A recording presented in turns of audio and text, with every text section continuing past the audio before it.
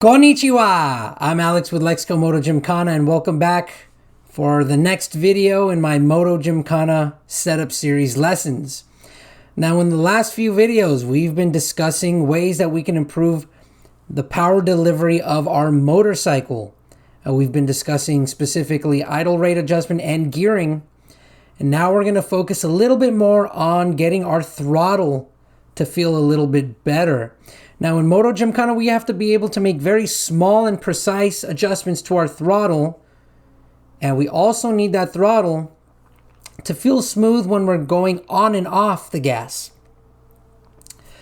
Now we want our throttle to feel so good that we forget about it. It should become kind of like an extension of our arm and hand and fingers. Now, as I mentioned in the previous videos, the majority of the improvement is going to come from idle rate and gearing, but there are a few more things that we can do to make that throttle feel even better. So that's what we're going to talk about in this video. First, we're going to hit on the actual physical throttle itself. All right, let's talk about the throttle tube. Now, many motorcycles nowadays are coming with electronic throttles, ride-by-wire throttles. And these throttles are usually already pretty smooth. There's not really much more we can do to them. My R1200 GS has an electronic throttle and it's very, very smooth. But my KLX 300 Supermoto and the Ninja 300 before that had cable activated throttles. And the problem with those throttles sometimes is that sometimes the transition between on and off is a little abrupt and jerky. And if we're abrupt with our throttle openings, that can cause us to lose our path of travel, and it distorts our line when we're making a tight U-turn. So one way that we can improve this is by what's called a throttle tamer. Now what a throttle tamer is, it's a throttle tube that has a more progressive cam where the cable connects and where the first part of the cable is kind of lying. It's got a more progressive taper, which is going to allow for a more progressive pull of the cable, and it's going to make a smoother throttle opening.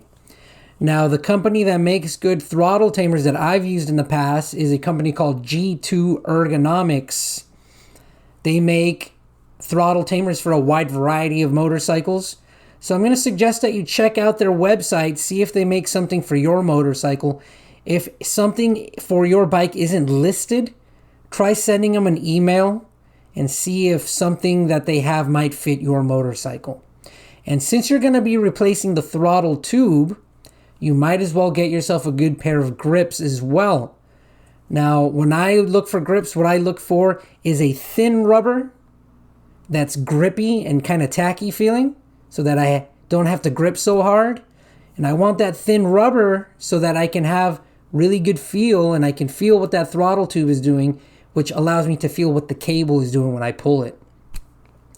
You definitely want to avoid getting like a puffier, squishier throttle grip, in my opinion, because that's going to make the throttle application a little bit more vague.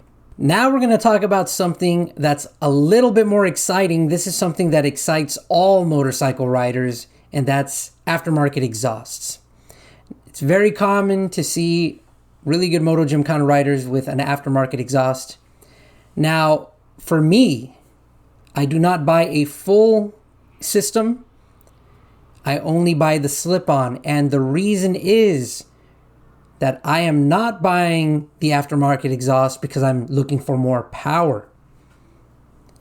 Now, the reason that I buy the slip-on exhaust is because I'm looking for improved feel, and I'm also looking for a little bit of weight savings. Usually an aftermarket slip-on is going to be maybe 3 or 4 pounds lighter than the stock exhaust. Now, when it comes to feel, when I have a slip-on on my motorcycle, it's going to improve the way I can hear and feel the exhaust. The aftermarket exhaust usually vibrate a little bit more, got a little bit of a growl. So because I can hear and feel the exhaust better, I can feel more connected to the throttle and the way that the engine is delivering power. Also, when you couple a slip-on with a high airflow filter like a K&N, you're getting more air flowing through the exhaust. You're going to get a smoother, more open feeling exhaust. This is something that's kind of difficult to describe to a lot of people that haven't experienced it. But think about having to breathe through your mouth with your throat nice and tight and restricted. Now do that same thing with the throat open. That's kind of what it feels like in the throttle once you've made those modifications. It's a really good feel, and it's something you can't really understand until you've experienced it yourself. Now, if you're going to be switching out the slip-on and putting on an airflow filter, you might as well also buy yourself a fuel control module, like a power commander, and get the bike dyno tuned. If you are having more air flowing through the motorcycle, you need to adjust the air and fuel ratio and get the bike dyno tuned, or you will risk the engine running hot. And when the engine is running hot over time, it can cause damage to the engine. Also, when you get the dyno tune, it's going to make the power delivery even smoother, and the throttle is going to feel absolutely seamless. Now, getting a slip-on high airflow filter, dyno tune with a power commander, that's going to be a really big investment. But if you have the money to do so, it's something that I strongly recommend. It's something that I do to all my motorcycles. Totally worth it. Now, something that I want you to keep in mind is that if you're going to be modifying the exhaust, you're going to be making the bike louder. So if you're in a situation where you have to practice in a quiet area, then this modification might not be a very good idea. If you're at risk of having the cops called on you, keep the stock exhaust and try to practice more quietly. Now, something else that we can do to help the bike breathe a little bit more openly is we can remove the emissions components off of the motorcycle. Things like the catalytic converter, the pair valve, the O2 sensor, the evap canister system. All of these little components and hoses can be removed to help the bike breathe a little bit easier. And when you do take all of those components off, you're also shaving off a little bit of weight off the bike. Kind of like when you switch to a slip-on aftermarket exhaust. And if you're going to shave all that weight off, you also might as well shave off a little bit more. So you can remove things like the foot pegs. You can remove the horn off the motorcycle. That'll shave off another pound. You could also switch from a lead battery to a lithium battery. That's going to shave off 2 or 3 pounds. And all of these little components getting lighter will add up. And that's going to help your power to weight ratio.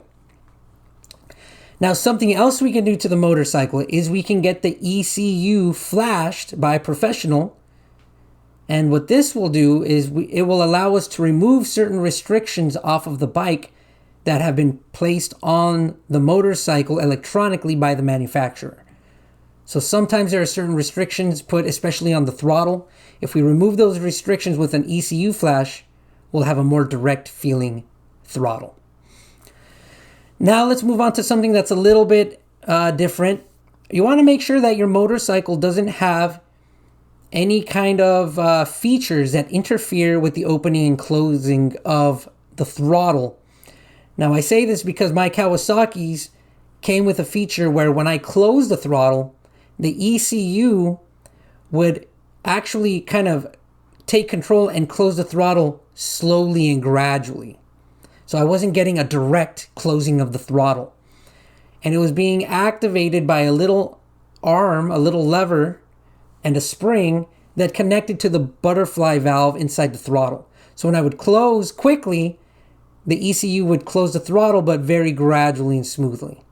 What I had to do is I removed that little spring, and now the ECU is not interfering with the closing of the throttle. That was something that I didn't figure out until after I got rid of my Ninja 300. I wish I would have known about that sooner, because it would have made my throttle feel even better. I took that spring off on my new KLX, and it made the throttle feel even more direct. That feature felt really good when I was just commuting on the bike, just riding it around town. But for very precise work, during sport riding, I like to have as direct feel as I can with my throttle. Now, when you do all of the things that we've talked about in this video, and you combine that with the appropriate idle rate and gearing, your motorcycle will feel absolutely incredible.